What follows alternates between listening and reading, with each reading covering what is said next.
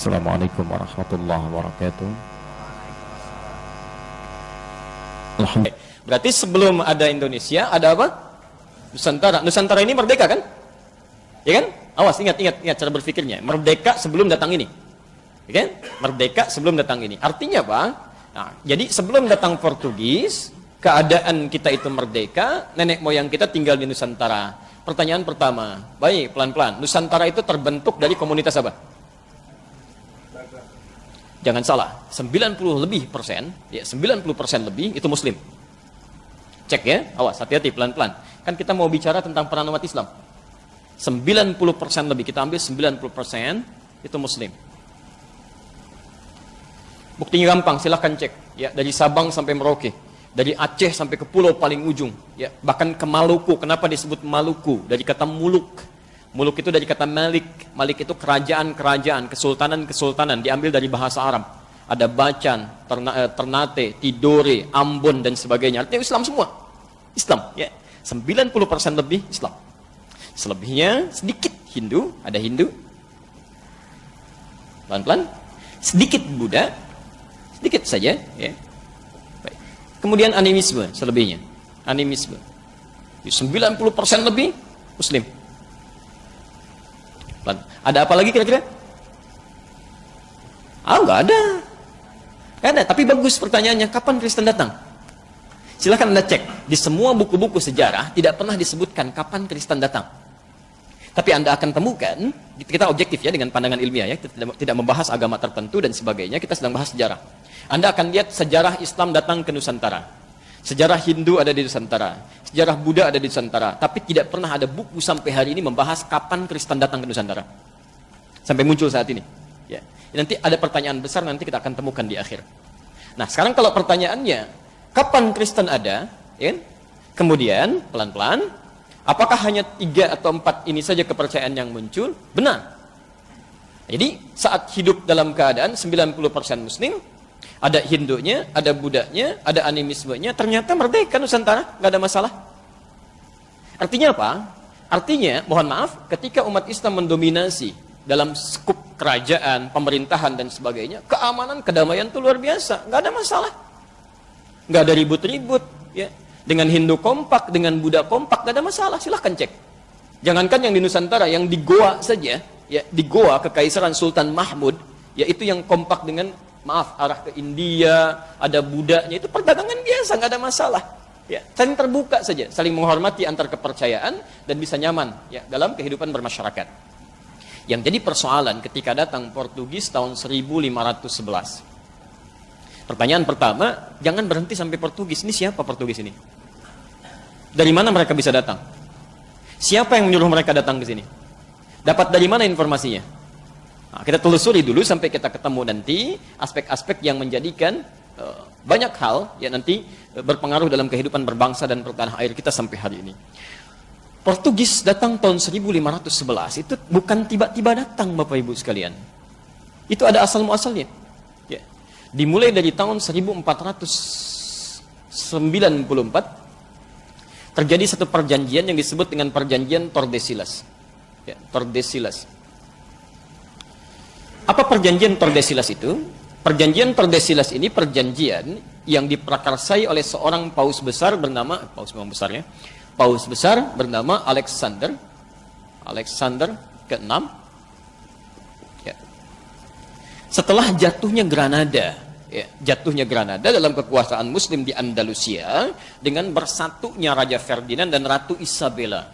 Keduanya bersatu, menaklukkan kerajaan Granada di akhirnya, singkatnya, habis Islam di Spanyol. Muslimnya maksudnya, ya.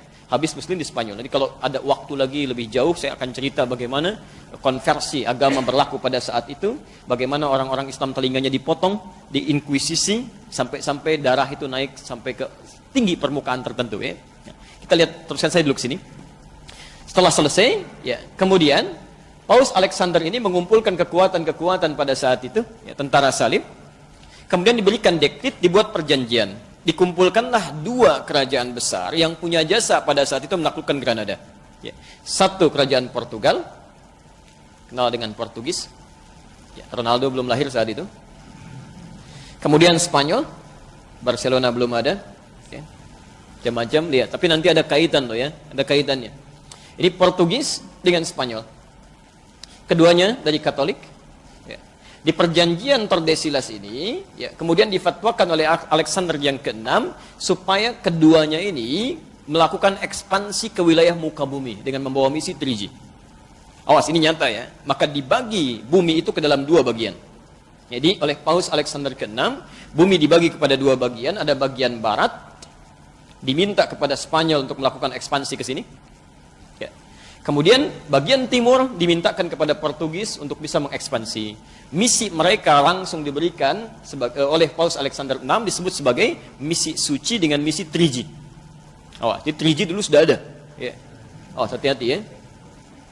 Apa misinya? 3G yang dimaksudkan, satu, gold. Ya. Awas, mencari emas, cari pemasukan, kan? Kalau ke kita nanti nyari rempah-rempah, ya. Ada emas, emas hitam, ada emas hijau yang teh, gitu kan? Ada kopi dan sebagainya, semua digali. Ini poinnya. Kedua, glory. Hati-hati, dia berekspansi, menyebarkan, ya, menyebarkan ajaran, menyebarkan wilayah, ya, mencaplok dan sebagainya. Ini misinya ini, hati-hati ya. Yang ketiga, gospel. Ini gospel, membawa misi Katolik. Ya.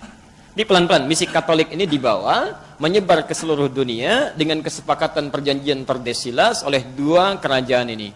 Di ketika Portugis datang ke Nusantara pada tahun 1511, ini puncak 3G ini memang dibawa, tiga-tiganya. Ya. Pelan-pelan, pelan-pelan. Jadi ketika mereka datang 1511, asalnya nyasar dulu Pak. Nyasar dulu ya. Dia nggak langsung ketemu sampai ke Selat Malaka, tidak. Karena mereka belum tahu bagaimana cara bernavigasi, menemukan tempat yang paling tepat ya untuk koordinatnya, ya, sampai minta bantuan nanti kepada seorang navigator muslim namanya Ahmad bin Majid. Ya. Karena tidak tahu ekspedisi apa yang akan dilakukan, di-hire Ahmad bin Majid ini, diminta untuk menunjukkan daerah, sampai kemudian tibalah kemudian di Goa. Ya. Di Goa ini diketahui bahwa pusat rempah-rempah ternyata bukan dari Goa, bukan dari India. Ini cuma transit saja. Ya. Ternyata diketahui berasal dari Nusantara. Maka tahun 1511 di bawah pimpinan Alfonso de Albuquerque, dia datang kemudian mengekspansi dengan ratusan kapal datang ke sini. Ingat misi yang dibawa 3G ini. Karena bukan hanya mencari gold, kalau cuma cari gold juga dulu di Goa dengan Selat Malaka itu sudah pusat perniagaan. Nggak ada masalah. Nggak ada masalah. Ya. Tapi karena mereka membawa misi glory, misi ekspansi, ketika datang ke wilayah Goa, ini yang jadi persoalan. Ya. Semua ditodong senjata pada saat itu. Kemudian tawarannya hanya dua. Kalau Anda tidak tunduk kepada kami akan perangi seluruhnya. Dimonopolilah kemudian perniagaan pada saat itu. Terhenti jalur perdagangan ke India sampai muncul banyak peperangan pada saat itu. Ya, pelan-pelan. Dampaknya apa? Saya langsung ke Nusantara, datang mereka. Membawa dua ini. Karena niatnya tidak murni untuk berdagang, tapi juga ekspansi. Maka sambutan yang diterima tidak menggembirakan. Sambutan yang diterima tidak menggembirakan. Padahal sebelumnya sudah ada kerajaan Hindu, kerajaan Buddha, berniaga biasa-biasa saja. Ya, sampai ada perwakilan-perwakilan dari agama lain. Tapi ketika ini datang, kenapa sambutan tidak menyenangkan? Bahkan dianggap sebagai penjajah tadi. Ya. Karena pertama, mohon maaf, mereka datang dengan sikap ini. Ya, arogansi untuk menjajah. Yang kedua, ada misi yang dibawa ini. Ya. Yang langsung bertentangan dengan 90% umat Islam yang hadir di dalamnya. Ya. Apa yang terjadi? Ini yang mau saya gambarkan. Ketika mereka datang pertama kali, itu langsung yang dilakukan diantaranya membangun pusat ibadah. Yang diberi nama dengan bahasa Portugis atau bahasa Latin dengan nama igreja. Igreja. Ya, igreja. Nanti lisan orang lokal menyebut igreja, igreja, igreja, igreja. Hilang i-nya menjadi gereja sampai sekarang. Jadi gereja itu asalnya bukan bahasa Indonesia. Ya, tapi dari bahasa Latin. Ya. Di mereka bangun pusat ini. Kemudian mereka melakukan ekspansi. Ya. Sehingga disebutlah pada saat itu penjajah ya, dengan membawa kepercayaan yang berbeda. Nah, setiap kali mereka datang ke sini untuk beribadah, salah satunya ya, itu 2 hari setelah umat Islam menunaikan ibadah setiap pekannya. Ya. Antum kalau pekanan ibadah dalam kepercayaan Islam, dalam agama kita, di hari apa? Jumat. 2 hari setelah hari Jumat hari apa? Tuh, sudah salah. Nggak ada hari Minggu. Nggak ada hari Minggu. Ya, nggak ada. Dari dulu itu bahasanya nggak pernah ketemu Minggu. Namanya Ahad. Kapan ketemu Minggu? Ketika orang-orang Portugis ini ingin ibadah ke gereja, kan dalam kepercayaan Katolik salah satunya, ketika akan menyembah Tuhannya tidak langsung kan? lewat perantara. Ya. Kalau kita mau mohon ampun kan langsung sama Allah istighfar ya. Dalam Katolik tidak. Mereka harus datang ke perwakilan, ke Bapa, melakukan penebusan dosa. Ngaku lewat situ baru oleh Bapa dimohonkan. Jadi nggak bisa langsung. Ya karena Bapa orang suci, yang ini kotor nggak bisa langsung kepada yang suci, nggak nyambung. Jadi harus lewat orang suci dulu. Ya, jelas ya? Walaupun Bapa ini kalau salah juga nyambungnya kemana belum jelas juga ya. Baik. Tapi poinnya adalah, jadi ketika mereka akan menyembah, itu tidak langsung harus melewati orang suci. Orang suci pada saat itu yang dikenal bernama Santa Domingo. Santa Domingo. Santa Domingo. Ya. Jadi ketika mereka 2 hari setelah orang Islam pergi ke gereja, orang bertanya ini mau kemana? Ya. Itu mau ke Santa Domingo, nyembah Santa Domingo. Ya. Orang kita kan dari dulu sampai hari ini itu senang menyingkat-nyingkat kalimat. Ya, coba perhatikan Santa Domingo, Domingo, Domingo jadi minggu pada akhirnya, ya kan?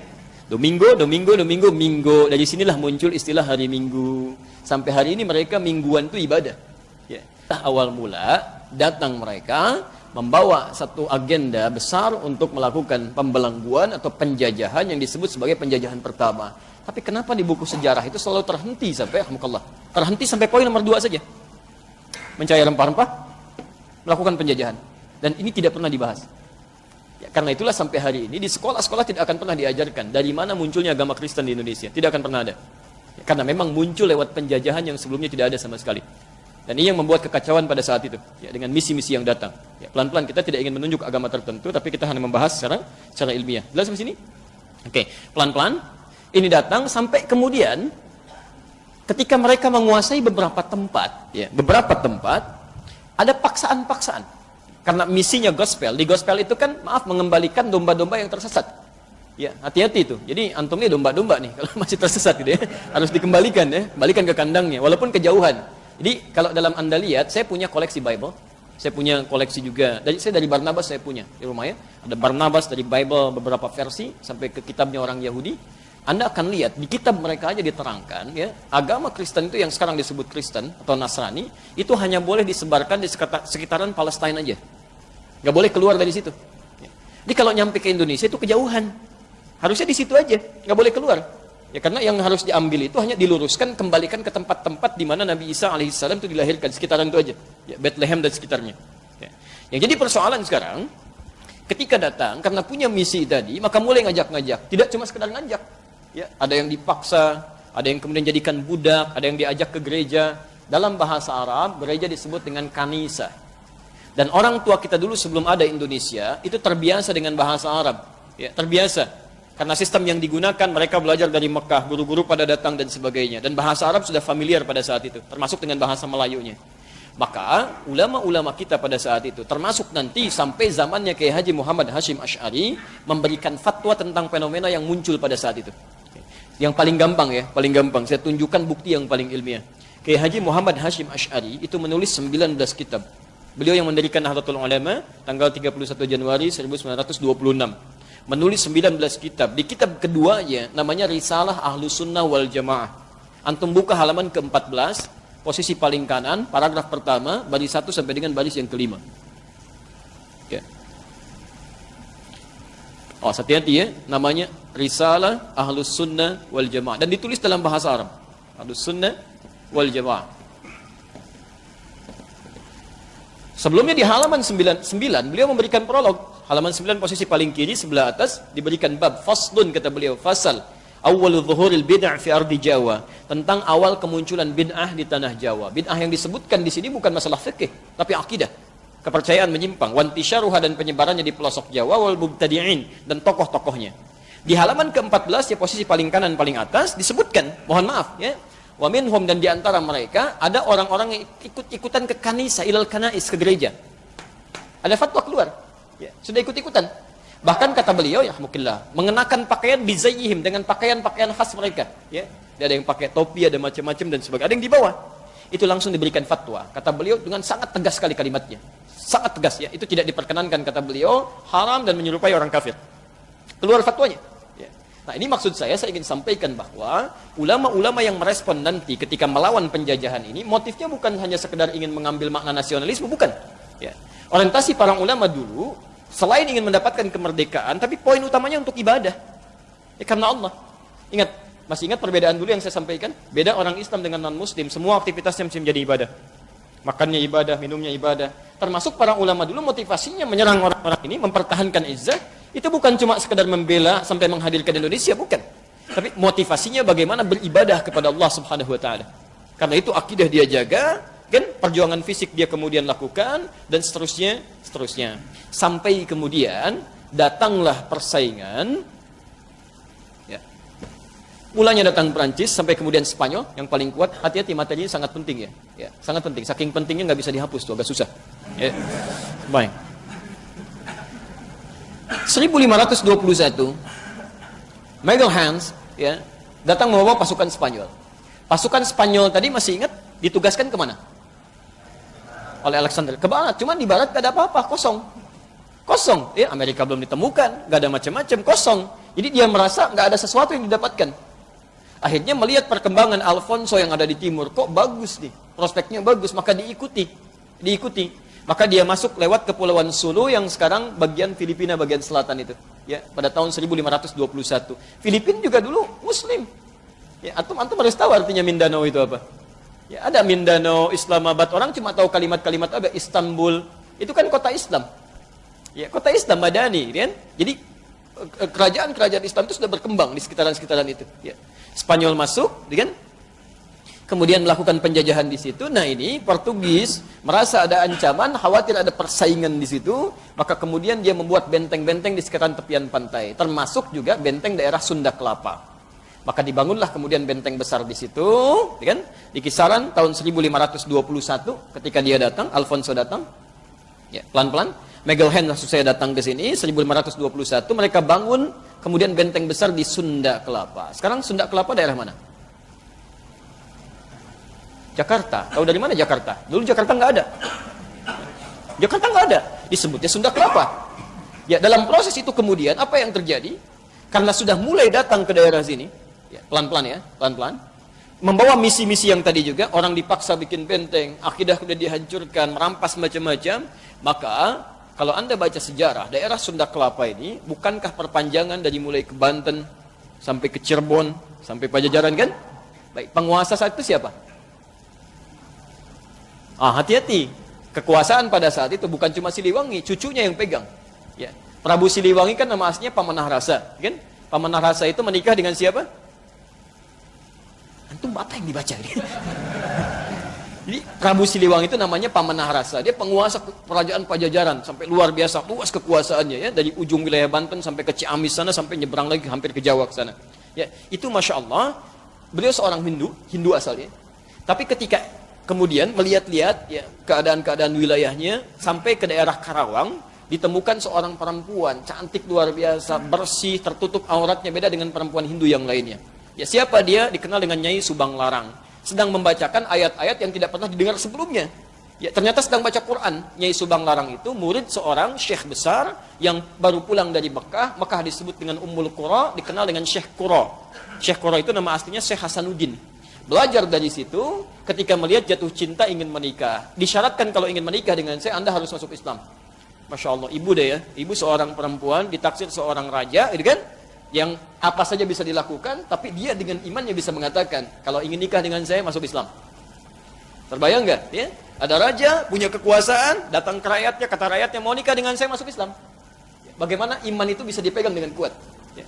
Maka saya persingkat, menikah dengan Nyai Subang Larang, dia masuk Islam, punya anak, tahun 1423, lahir anak pertama, diberi nama Walang Sungsang. Ya. Walang Sungsang. Itu dulu biasanya orang-orang dulu, yaitu memberi nama anak-anaknya sebagian dari pengaruh animisme dengan nama-nama binatang. Ya, persis di tahun-tahun jahiliyah dulu kan. Ada yang diberi nama Khimar, Usama, kan? Asad itu kan si singa, si keledai, macam-macam dan sebagainya. Oke? Oke, 1426 lahir adiknya perempuan diberi nama Rara Santang. Rara Santang. Itu 426. Kemudian 1427 tahun kemudian lahir lagi adiknya bernama Raja Sengara. Raja ya, Sengara. Baik. Begitu lahir langsung melotot mungkin ya, agak sangar. 1427. Nah, yang lebih singkat lagi kemudian, ini seluruhnya masuk Islam. Ketika masuk Islam kemudian hijrah ke Mekah untuk berhaji, Walang Sungsang dengan adiknya dulu, Rara Santang, ini tinggal. Ya. Ketika hijrah ke Mekah itulah berganti nama, walang sungsang berubah menjadi Abdullah Iman. Abdullah Iman. Sementara Rara Santang berubah nama menjadi Syarifah Mudaim. Syarifah Mudaim. Ini Syarifah, yang ini Abdullah Iban. Qadarullah ketika selesai menunaikan haji, saat akan berangkat berkemas pulang, bertemulah kemudian di perjalanan dengan seorang pemuda tampan berasal dari Mesir, namanya Syarif Abdullah. Syarif Abdullah ini siapa? Syarif Abdullah ini ternyata satu di antara dua anaknya, salah satu ulama besar yang sedang mendakwahkan Islam di Nusantara, dikenal dengan Wali Songo. Ada yang dari Mesir namanya Ahmad Jumadil Kubra. Ahmad Jumadil Kubra punya dua orang anak. Satu yang ada di Nusantara di bawah bernama Maulana Ishaq. Dari Maulana Ishaq ini nanti turun ke Haji Ahmad Dahlan dengan Kiai Haji Muhammad Hashim Asy'ari, ya, nanti kita di akhir kalau mau bacakan nasabnya. Kemudian dari satu lagi bernama Syarif Abdullah yang tidak diajak ke Nusantara, tapi sedang sibuk kemudian dia belajar sampai menunaikan haji ke Mekah. Di Mekah inilah bertemu dengan Syarifah Mudaim, jatuh cinta ke sini, minta izin menikah, dinikahkan kemudian oleh kakaknya, diboyong ke Mesir. Di Mesirlah berumah tangga sampai selama 20 tahun, lahir anak diberi nama Syarif Hidayatullah. Dialah yang belajar nanti di Mesir sampai ke Ibnu Athaillah As-Sakandari dan sebagainya. Ketika selesai itu pulang, ini Abdullah Iman pulang duluan, diberikan wilayah oleh Prabu Siliwangi dikenal dengan Pamanah Rasa, sampai singkatnya dikenal dengan Cirebon sekarang. Dulunya Lemah Wungkuk. Ya, cuma dia satukan, ada dua riwayat di situ, ada orang yang senang mengambil udang rebon itu, ya, sehingga dicampur dengan air disebut dengan Cirebon. Ya, ada riwayat yang mengatakan dari Caruban. Caruban itu campuran, karena ketika datang ke Lemah Wungkuk ada etnis-etnis yang berbeda. Ada Arab, ada sebagian Cina, ada orang lokal. Ketika dicampurkan dari Caruban, lisan orang kemudian berubah jadi Cirebon. Ya, dan itu kemudian yang dikelola oleh Abdullah Iman. Setelah 20 tahun Syarif Hidayatullah pulang, saat pulang bertemu kakeknya, sedang berada di Gunung Jati. Maka singkatnya diberikanlah kemudian kewenangan untuk mengatur dari Gunung Jati. Maka dikenal dengan Sunan Gunung Jati. Ya, nanti punya dua orang anak perempuannya dinikahkan dengan panglima besar, hebat, luar biasa, dan soleh dekat dengan Allah. Dikenal dengan Fathullah. Lisan orang kita menyebut dengan Fatahillah, nanti Portugis yang akan menyebut dengan Faletehan. Sunan Gunung Jati inilah kemudian yang mengontrol wilayah-wilayah, menyatukan dengan Banten, yang saat itu dipegang oleh Hasanuddin, bagian dari keluarganya juga. Kan? Nah, ketika melihat Portugis masuk ke sini, sudah mulai mengacau, termasuk ke Artidah dan sebagainya, maka diutuslah Fathullah atau Fatahillah atau yang disebut dengan Faletehan untuk bisa mengimbangi, bahkan bisa menghancurkan dan melepaskan Sunda Kelapa dari jajahan Portugis. Singkatnya pada tanggal 22 Ramadan 933 Hijrah, bertepatan dengan 22 Juni 1527, 25 Juni 1527, 25, bukan 22. 25 Juni atau 22 Ramadan, ya, Ramadan 933 Hijrah. Dengan izin Allah Subhanahu wa taala ini ditaklukkan. Anda harus ingat sebelum berangkat itu Masya Allah mereka kaidah-kaidah jihad. Berwudu dulu, kan? Kemudian salat, memohon kebaikan pada Allah Subhanahu wa taala, membersihkan niat. Dengan izin Allah ditaklukkanlah ini. Ketika ini selesai, ditaklukkan, selesai singkatnya Portugis kalah, maka mereka mulai berpikir, apa yang akan kita namakan dengan nama kota ini? Maka setelah mereka merenungkan, tidak mungkin ini terjadi kecuali karena izin Allah Subhanahu wa taala. Dalam Islam tidak ada penyerangan. Ya, tidak ada penyerangan, tidak ada tembak lukai orang, tidak. Hanya bertahan dalam kebaikan. Karena itu Islam tidak pernah mengenal ekspansi, tapi disebut dengan Fatah. Fathu Makkah, pembukaan kota Mekkah. Kita harus buka Sunda Kelapa ini, karena ini daerah kita dijajah oleh orang. Kita harus buka lagi. Ya, maka di Quran ada surah Al-Fatah, surah ke-48, terinspirasi dari situ ayat pertamanya inna fatahna laka fatham mubina. Terenungkan dari sini tidak mungkin kalau dengan izin Allah kita mendapati fatah ini. Maka diberi namalah kemudian nama Sunda Kelapa ini dengan Fatham Mubina. Fatham Mubina itu kemenangan yang sangat luas, ya. Dalam bahasa lokal disebut dengan Jayakarta. Jadi Jayakarta itu bahasa Quran. Jayakarta, yang kemudian akan disingkat menjadi Jakarta. Kemudian hari sampai hari ini, ulang tahun Jakarta sampai hari ini sebagai syukur nikmatnya itu dilekatkan pada tanggal ini. Ya. Jadi sebetulnya bukan, maaf ya, dari kemerdekaan atau disebut sekarang ulang tahun Jakarta, itu hakikatnya sebetulnya pembebasan Sunda Kelapa yang menjadi Jayakarta dengan izin Allah Subhanahu wa taala, bukan cuma pembebasan dari penjajah, bukan. Ya, ada pembebasan dari akidah, dari macam-macam dan sebagainya. Karena itu orang-orang yang paham sejarah, para kiai, para ulama dan sebagainya, mereka Masya Allah sangat nangis gitu ya. Kalau kemudian Jakarta ada sesuatu yang terjadi yang tidak dikehendaki. Ya, ada persoalan-persoalan akidah dan sebagainya dan sebagainya. Itu turunan yang lain. Saya tidak mau bicara lebih jauh ya. Baik. Nah, saya mau turunkan ke sini pelan-pelan. Cuma apa yang terjadi ketika Portugis mulai melemah, datanglah Belanda. Ya, Belanda ini asalnya Bapak Ibu sekalian, itu kecil Pak Bu, nggak kuat. Dia itu Protestan, ya Protestan. Jadi kalau Portugis itu Katolik, ya, kemudian Spanyol Katolik, Prancis Katolik, kalau Belanda itu Protestan. Asalnya Belanda ini cuma punya tugas untuk menyalurkan rempah-rempah yang telah didapatkan oleh Portugis untuk disalurkan ke Eropa bagian utara.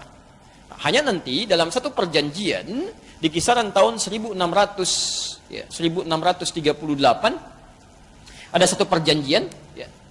Perjanjian ini nanti membebaskan mereka ya, dari jajahan Prancis pada saat itu, ya, dan Spanyol. Jadi Belanda itu pernah dijajah Spanyol, Pak, Bu. Ya, pernah dijajah Spanyol, pernah dijajah Spanyol. Jadi Protestan dijajah oleh Katolik. Ya. Di Katolik menginginkan nggak ada Protestan di wilayah itu, sementara Protestan bertahan dari penjajahan Katolik pada saat itu. Ya. Nah, ketika ada perjanjian ini, maka disepakati semua mesti mundur, kan? Nah, berjayalah Belanda. Ternyata mereka beberapa tahun sebelumnya sudah menyiapkan dan sudah memulai ya, mengirimkan beberapa pasukan-pasukan untuk meneruskan misi Portugis. Sekiranya ini sudah mulai melemah, ya, maaf, hilang pengaruhnya dan mereka bisa masuk.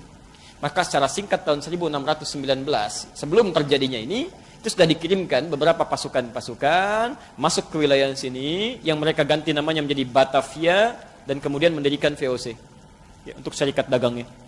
Nah, dimulai dari situlah kemudian Belanda datang tapi tidak menghilangkan misi 3G-nya. Yang mau saya sampaikan saya dengan cepat. Nah, ternyata di sini yang pertama kali menyikapi itu bukan kepercayaan agama lain.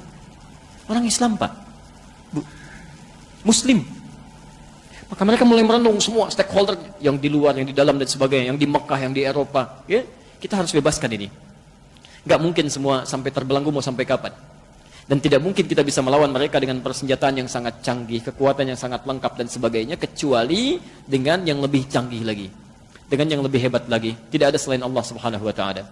Maka mereka mulai mengeluarkan sirah-sirah Nabi sallallahu alaihi wasallam, bagaimana perjuangan-perjuangan Nabi dan seterusnya. Saya dengan cepat karena waktu kita hanya tinggal 5 menit lagi. Ya, mohon maaf kalau ada gambaran lebih cepat tadi ya. Kemudian dibentuklah gerakan-gerakan yang sangat sistematis luar biasa.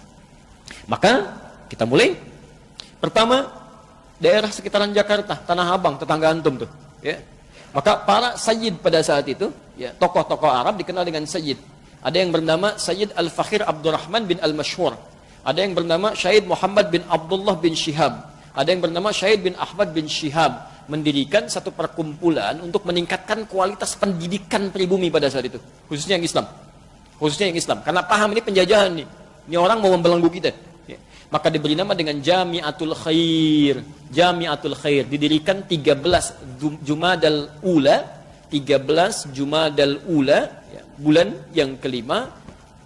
Tahun 1333 Hijrah. 1223 maaf. 1223. Ya, atau di tanggal 27 Juli. Ya, tahun 1905. Masehi. Ya. Jami'atul Khair. Maka didirikan. Ya, di bawah guru-guru. Ya, termasuk dari luar. Sampai kemudian Alhamdulillah didapatkan seorang guru besar bernama Syekh Ahmad Syurkati. Ya. Syekh Ahmad Syurkati ini seorang guru besar, seorang tokoh, belajar sedang di Mekah tahun 1911. Ini orang Sudan. Di-hire, mau datang ke Nusantara mengajar anak-anak kita. Di antara yang diajar itu nanti ada Kiai Haji Ahmad Dahlan, ada tokoh-tokoh yang lainnya dan sebagainya. Syurkati dari bahasa Sudan, syur artinya kitab, kati artinya banyak. Yang punya banyak penguasaan kitab. Termasuk ayahandanya banyak menguasai kitab. Ya. Maka itulah yang mulai mendidik ya, bagaimana caranya nanti muncul tokoh-tokoh di masa depan yang akan belajar dengan tingkat intelektualitas paling tinggi. Belanda yang merasakan ini ada tantangan di sini, ini berbahaya ini kalau dibiarkan. Ya, tapi tidak mungkin dihancurkan seketika. Kenapa? Karena pengaruhnya luas. Ya. Pengaruhnya banyak sekali. Maka yang paling gampang adalah dibuat saingan supaya dipecah ini. Dibangunlah dari orang lokal, ditunjuk seseorang, ditokohkan dia, singkatnya bagaimana membuat ini padam. Maka dibuatlah persaingan di tanggal 20 Mei 1908. Maka dibuat satu nama baru, uniknya begini, ini Belanda ini sampai begini cara berpikirnya. Buat aja nama yang sama. supaya meningkatkan nasionalisme, ya, maksudnya kesuku-sukuan pada saat itu. Jamiatul Khair, ya, dalam bahasa lokal jamaah kebaikan, ya. Dalam bahasa Jawa disebut dengan Budi Utomo. Maka didirikanlah satu organisasi bernama Budi Utomo tahun 1908 dengan tokohnya bernama Dr. Sutomo yang sebetulnya bukan nama aslinya Dr. Subroto, kemudian berubah menjadi Dr. Sutomo. Oke? Di Bong Tomo itu kemudian dipilih, ditetapkan, sebetulnya asalnya itu bikinan Belanda atas usulan dari Praja Serang yang pada saat itu diusulkan harus dibikin seperti ini. Ya, dibuatlah, ini akan menggemparkan barangkali sebagian informasi yang muncul. Tapi nanti saya tunjukkan di mana informasi ini berada dengan bukti yang sangat ilmiah. Ya. Maka diciptakan ini untuk menghambat perkembangan Jamiatul Khair, termasuk menghilangkan isu-isu nasionalisme untuk membentuk kesatuan kemerdekaan. Maka setiap turunan dari sini muncul 1911, ya. Kemudian Syarikat Islam, asalnya Syarikat Dagang Islam, dipelopori oleh Kiai Haji Samanhudi. Yang diteruskan nanti kemudian dengan munculnya HOS Cokro Aminoto. Asalnya Cokro Aminoto, cuman setelah menunaikan haji, Umar Said tambah haji. Haji Umar Said Cokro Aminoto. Ya? Jadi secara bersamaan, ada yang di Jakarta, ada yang di Surakarta Samanhudi, ada yang di Surabaya, HOS Cokro Aminoto. Ya kan? Ini semua bergerak bersamaan, dan sekali lagi takut Belanda. Takut ini kalau berkembang luas nih bahaya pergerakan ekonomi ini. Dikhawatirkan seperti terjadi revolusi Cina yang terjadi tahun 1911 diprakarsai oleh Dr. Sun Yat-sen. Ya, mereka bisa berhasil karena ditopang oleh Cina Muslim, Pak. Ya, Cina itu dulu, ya. Cuma sekarang sejarahnya dirubah. Kalau antum lihat film-film revolusi Cina itu, ya, itu yang ada Donnie Yen dan sebagainya, gitu kan? Yang kemarin beberapa pekan lalu ditayangkan itu sudah berubah itu. Yang ditampilkan baratnya, ya, bukan sisi kebaikannya. Nah, ini mereka khawatir, maka dibuatlah saingan Syarikat Dagang Islamiyah. Ya. Jadi yang ini dibuat Budi Utomo, yang sana dibuat Syarikat Dagang Islamiyah. Tapi ternyata dengan izin Allah, siapa yang tulus itu yang langgeng. Ini langgeng, yang dua tadi hancur. Coba antum bisa nggak temukan sampai sekarang? Saya mohon maaf ya. Alumni dari sini, Jamiatul Khair, Kiai Haji Ahmad Dahlan, bisa mendirikan Muhammadiyah. Berapa sekolah yang telah beliau bangun? Sampai hari ini. Universitasnya, rumah sakitnya, segala ini didirikan dari sini. Sampai mendirikan Muhammadiyah itu pada tanggal berapa? 8 Zulhijjah 1330 Masehi, 18 November 1912, ya. 1330 Hijriah, 1912 Masehi. Baik, itu sampai sekarang ada. Tapi apakah saya mau tanya, antum pernah dengar nggak sampai sekarang sekolah Bung Tomo, Ormas, sampai nggak ada, karena itu bikinan. Dan yang paling menarik, dalam setiap konferensi Yong Java dan sebagainya, itu selalu mengatakan tidak boleh ada persatuan, nggak ada bangsa Indonesia. Kalimat bangsa Indonesia itu dibawa oleh orang-orang alumni sini. Dan termasuk yang paling menarik, salah satu muridnya, Haji Umar Said Cokro Aminoto, adalah Insinyur Soekarno. Itulah yang dilatih oleh Soekarno.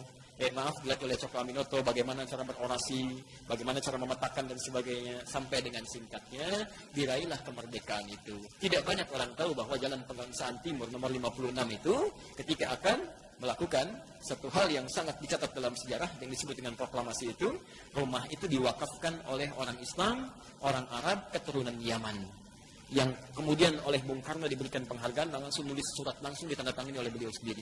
Itu orang Islam yang punya, yang sekarang jadi gedung Merdeka itu ya, seterusnya itu orang Islam yang punya, diwakafkan sampai diberikan madu Bung Karno sebelum beliau proklamasi dan setelahnya.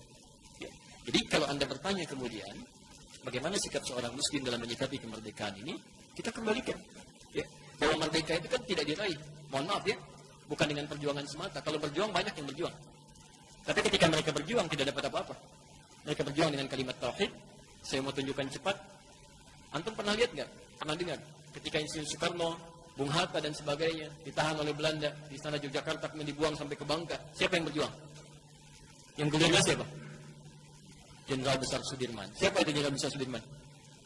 Hati-hati jangan keliru, itu seorang guru. Guru yang disiapkan oleh siapa? Perguruannya Ahmad Dahlan. Itu guru sekolah, Pak. Ya angkatannya, Masya Allah, angkat senjata, gerilya dengan nama Allah. Dalam keadaan ditanduknya separuh paru-parunya, kemudian berjuang. Didapatkan sebuah kemenangan dan luar biasa. Pada akhirnya diproklamasikan, jadilah Indonesia. Kemudian dirumuskan sampai ketemu Pancasila. Pancasila itu yang merumuskan 5 orang. Siapa yang 5 orang ini? Semuanya orang Islam. Semuanya orang Islam. Silakan, dari mulai bapaknya Gus Dur, ya, Kiai Haji Wahid Hashim. Kemudian nanti ada Ki Bagus Hadikusumo, ada Mr. Kasman Singo Dimejo. Semuanya orang Islam. Sampai disebutkan dari situ sila pertamanya apa? ketuhanan yang Maha Esa, dan tidak ada tafsir lain dari ketuhanan yang Maha Esa kecuali kepada Allah Subhanahu wa taala. Jadi intinya seperti orang-orang dulu mendapatkan kemerdekaan dengan kalimat tauhid, dengan kalimat Allahu Akbar, mereka tingkatkan ibadahnya, salatnya, puasanya, macam-macamnya, maka seharusnya kita dalam mengisi makna kemerdekaan ini khusus bagi seorang muslim adalah dengan meningkatkan ketakwaan dan ibadahnya kepada Allah Subhanahu wa taala. Barangkali itu yang ditunggu oleh Allah supaya orang Islam ini di Indonesia banyak-banyak tobat, banyak ibadah dengan baik, memperbaiki semua kehidupannya, dan insya Allah akan diturunkan keberkahan dan solusi-solusi oleh Allah Subhanahu wa taala dari kesulitan yang mendera kita sampai saat ini. Itulah, dan tidak cukup dengan amin, karena kita harus mulai bagaimana kita bisa meningkatkan semuanya itu, ya. Apa yang saya sampaikan, saya kasih satu buku saja, namanya Api Sejarah, ya, karangan Profesor Ahmad Mansur Surya Negara. Dan ada 586 halaman, yang jilid pertamanya warna hitam. Keterangan saya tentang Portugis dan seterusnya itu ada di halaman 156 sampai halaman 160. Keterangan tentang Ahmad Sukarti sampai dengan Syarikat Dagang Islam ada di halaman 347 sampai dengan 350-nya. Silakan Anda baca, termasuk buku-buku yang lainnya yang bisa mendukung itu. Ya. Sekali lagi, kajian kita tidak untuk mengangkat hal-hal tertentu yang dijadikan isu-isu yang tidak berkembang baik, tapi hanya untuk menyadarkan bahwa kita punya peran penting dalam membentuk kebangsaan ini. Jadi jangan sampai sudah merdeka justru Islamnya jauh dari kebaikan-kebaikan. Isinya kotor, banyak terima ajaran yang tidak tepat, kan? Mohon maaf, bendera merah putih dijahit oleh siapa? Salah antum. Fatimah namanya. Namanya Fatimah. Berarti seorang ulama besar di Bengkulu, anak seorang tokoh Muhammadiyah. Termasuk isinya Pak Karno pertama kali, Otari. Otari itu anaknya Pak Cokroaminoto. Isi pertama Bung Karno. Di Masya Allah itu dijahit dengan penuh ketakwaan, jahit dengan penuh niat yang tulus, sampai merah putih itu gambaran dari keislaman juga. Satu bendera yang dikobarkan selain warna hijau. Ya, jadi sesungguhnya semuanya itu muslim. Jadi tidak tepat kalau kemudian, mohon maaf ini bahasa kami yang harus sampaikan secara tulus supaya kita benar-benar merenunginya. Tidak tepat bendera yang dijahit dengan penuh keimanan, ketakwaan, dikorbankan dengan darah para syuhada, kemudian tiba-tiba diarak dengan kereta yang dihadirkan dengan melalui proses kemusyrikan. Kemusyrikan itu luar biasa. Ya, itu sesuatu yang salah, kan? Silakan Anda mau arak dari Monas, mau arak dari Merauke, mau arak dari Banten dan sebagainya, tapi tolong jangan sertakan hal-hal tertentu yang tidak terkait dengan, maaf, kemurnian akidah-akidah yang telah dibangun susah payah sejak dulu. Ya, jadi maksud saya, mari kita doakan para pemimpin-pemimpin kita, para ulama-ulama kita, sehingga bisa istiqamah dalam kebaikan-kebaikan itu. Ya. Sekira itu materi kita hari ini, baik ya. Mudah-mudahan ini sudah lewat 5 menit, ya ada hal yang didapatkan. Saya tutup dengan janji saya tadi menyampaikan nasab Kiai Haji Muhammad Hashim Asy'ari bin Abdul Wahid bin Abdul Halim. Abdul Halim nama asli Pangeran Bendawa, rahmatullah, dikenal dengan Sultan Hariwijaya. Nama lainnya Joko Tingkir bin Abdul Rahman bin Abdul Fattah bin Abdul Aziz bin Raden Ainul Yakin. Raden Ainul Yakin itu dikenal dengan Maulana Ishaq. Di Maulana Ishaq inilah bertemu nasabnya dengan Kiai Haji Ahmad Dahlan yang nama aslinya Muhammad Darwish. Ya, kemudian beliau bersaudara dengan Muhammad Hashim Asy'ari, belajar ke Kiai Haji Soleh Darat di Semarang. Dilihat sebagai dua murid yang sangat brilian, mudah memahami persoalan, langsung dikirim ke Mekah, belajar pada Syekh Ahmad Khatib. Konon ada yang menyebutnya dari Minangkabau, disebut Al-Minangkabawi. Konon ada yang menyebutnya dari Sambas, dikenal dengan As-Sambasi. Ketika pulang diganti namanya Muhammad Darwish menjadi Ahmad Dahlan. Bin Kiai Haji Abu Bakar, bin Kiai Haji Ilyas, bin Kiai Sulaiman, bin Kiai Murtado, bin Demang Jurang Juru Kapindo, bin Demang Jurang Juru Sapisan, bin Kiai Gerbak, bin Maulana Ishaq. Siapa Maulana Ishaq ini? Tadi anaknya Ahmad Jumadil Kubra, anaknya Ahmad Jumadil Al-Kabir, anak Ali Zainal Abidin, anak Ali Zainal Al-Kabir, keturunan dari Husain, Husain adiknya Hasan, Hasan putranya Ali bin Abi Thalib, suaminya Fatimah, Fatimah putri Muhammad SAW, bin Abdullah, bin Abdul Muttalib, bin Hashim, bin Abdul Manaf, bin Qusay, bin Murrah, bin Kilab, bin Ka'ab, bin Ghalib, bin Fihr, bin Malik, bin Nadar, bin Kinana, bin Khuzaimah, bin Mudrikah, bin Ilyas alaihissalam, bin Nizar, bin Mudar, bin Ma'ad, bin Adnan, bin Addi, bin Adri, bin Muqawwam, bin Nahur, bin Tari, bin Ya'rub, bin Yasjub, bin Nabit, bin Ismail alaihissalam, bin Ibrahim alaihissalam, bin Azar atau bin Nahur, bin Abil bin Kinan bin Al-Fakhshad, bin Sam bin Nuh alaihissalam, bin Mikhlail bin Matusyalah, bin Kinan bin Anwas, bin Thith bin Adam alaihissalam. Semuanya jelas, tokoh-tokoh kita jelas, tersambung sampai Nabi Muhammad. Cuman barangkali kita hanya yang belum jelas sampai hari ini. Baik ya? Nah, jelas surah ini? Nah, kalau jelas seperti biasa kita bacakan Quran surah Al-Maidah ayat 101. Ya ayyuhalladzina amanu, hai orang-orang masih merasa punya iman, la tas'alu an asya'a in tubdalakum tasukum. Kalau uraian sudah jelas disampaikan, jangan banyak ditanyakan, khawatir pertanyaan itu menjadikan uraian jelas semakin tidak jelas nantinya. Baik, jelas sekali lagi? Nah, ada pertanyaan? Tidak. Cukup. Baik, sebelum ditutup izin menyampaikan informasi. Maaf, nanti sore kita ada siaran live ya di Akhir TV. Akhir TV itu media yang kami bangun sekarang ya untuk bisa lebih menjembatani materi-materi tersebar luas ya. Itu juga insya Allah beberapa negara sudah bergabung. Nanti antum silahkan bisa akses via Android, bisa langsung ya akhir.tv ya, akhir pakai KH ya .tv ya. Nanti kita live dari Bekasi untuk hari ini ya, ba'da maghrib sampai ba'da isya. Itu ada materi tentang tuntunan praktis Idul Adha atau bulan Dzulhijjah dalam Al-Quran dan Sunnah Rasulullah SAW. Ya. Kami kira itu yang disampaikan. Semoga Allah memberikan kemuliaan pada kita dan semoga Allah Subhanahu Wa Taala memberikan perubahan-perubahan pada bangsa ini pada hal yang lebih baik dan lebih baik. Subhanakallahumma bihamdika asyhadu an la ilaha illa anta astaghfiruka wa atubu ilaik. Wa akhiru da'wana alhamdulillahirabbil alamin. Wa afu minkum. Assalamualaikum warahmatullahi wabarakatuh.